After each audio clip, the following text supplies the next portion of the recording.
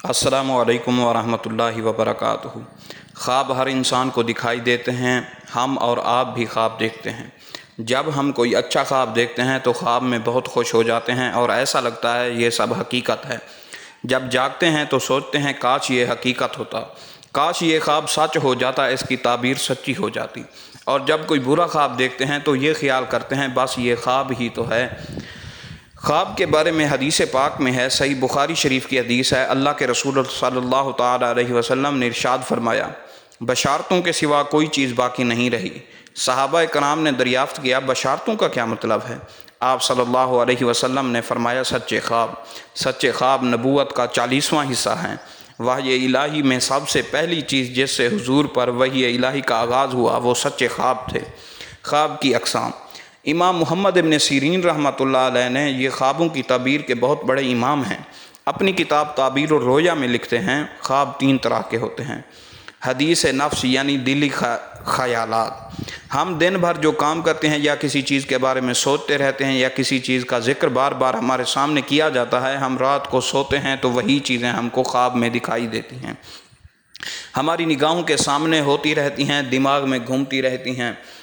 ان خوابوں کی کوئی تعبیر نہیں ہوتی اور نہ ان کا سچ جھوٹ سے کوئی تعلق ہوتا ہے، یہ بس دلی خیالات ہوتے ہیں جو ہمیں خواب میں آتے ہیں۔ ایک خواب شیطان کی طرف سے ہوتا ہے، مثلا سوتے ہوئے ڈراؤنے خواب دیکھنا، شیطان خواب میں انسان کو ڈراتا ہے، بھوت چڑیل جن وغیرہ کے خواب، اس طرح ایکسیڈنٹ وغیرہ، یہ سب شیطان کی طرف سے ہوتے ہیں۔ ایسے خواب سچے نہیں ہوتے بلکہ یہ جھوٹے ہوتے ہیں۔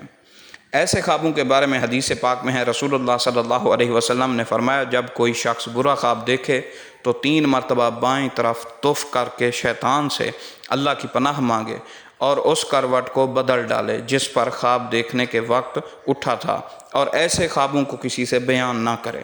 تیسری قسم سچے خواب، یہ اللہ تعالیٰ کی جانب سے ہوتے ہیں، فرشتے کے ذریعے بندے کے قلب پر الہام ہوتا ہے یا تو اللہ تعالیٰ بندے کے دل میں اس چیز کو ڈال دیتا ہے۔ ایسے خواب سچے ہوتے ہیں، ان کی تعبیر بھی سچی ہوتی ہے، اور ایسے خواب نبوت کا 40واں حصہ ہیں۔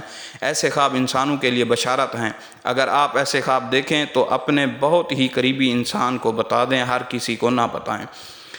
کس وقت کے خواب زیادہ سچے ہوتے ہیں؟ وہ خواب جو رات کے آخری حصے میں دیکھے جاتے ہیں زیادہ تر سچے ہوتے ہیں، اور وہ خواب جو دن میں دیکھے جاتے ہیں وہ بھی سچے ہوتے ہیں۔ حضرت امام جعفر صادق رضی اللہ تعالیٰ عنہ فرماتے ہیں قیلولہ یعنی دوپہر کو دیکھے جانے والے خواب زیادہ تر سچے ہوتے ہیں۔ سچے خواب انہی لوگوں کو زیادہ دکھتے ہیں جو رزق حلال کھاتے ہیں، ہمیشہ سچ بولتے ہیں، حرام غذاؤں سے بچتے ہیں، کسی کی غیبت نہیں کرتے، یعنی جو انسان جتنا سچا متقی پرہیزگار ہوگا اس کا خواب اتنا ہی سچا ہوگا۔ اس لیے جو حضرات ڈراؤنے اور برے قسم کے خواب دیکھتے ہیں وہ اپنی اخلاقی حالت کا جائزہ لیں اور اپنی اخلاقی حالت کو درست کریں۔